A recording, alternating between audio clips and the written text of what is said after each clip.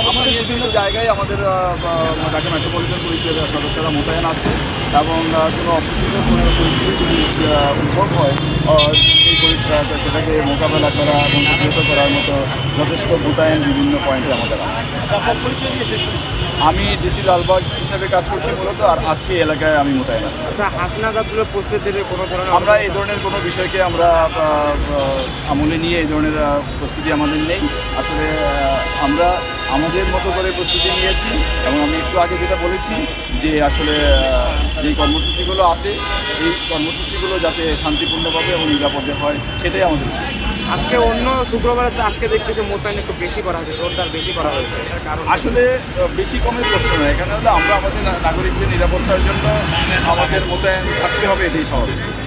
সেই জন্যই আমরা আছি। হাসনাত আব্দুল্লাহ গতকালকে ফেসবুকে পোস্ট করেছে, এই পোস্ট ঘিরে আসলে কি অতিরিক্ত নিরাপত্তা বাড়ানো হয়েছে? আগে আপনাকে বলছিলাম আমি যে ওইটা আসলে বিষয় না আমাদের কাছে, ওইটা আমরা ওইটার জন্য আমাদের মোতায়েন বেশি কম এই প্রশ্ন আমরা এইভাবে দেখছি না। আমরা আমাদের নাগরিকত্ব নিরাপত্তার জন্য এবং শৃঙ্খলার জন্য, নগরের শৃঙ্খলার জন্য আমরা মোতায়েন আছি। স্যার, আজকে তো সেনাবাহিনী এবং র্যাবকে হচ্ছে নিরাপত্তা না, আপনারা তো জানেন যে এখন একটা যৌথ বাহিনী একটা মোতায়েন আছে সারা বাংলাদেশেই, তো তার ধারাবাহিকতায় তারাও আছে। এটা বিশেষ কোনো কিছু আমরা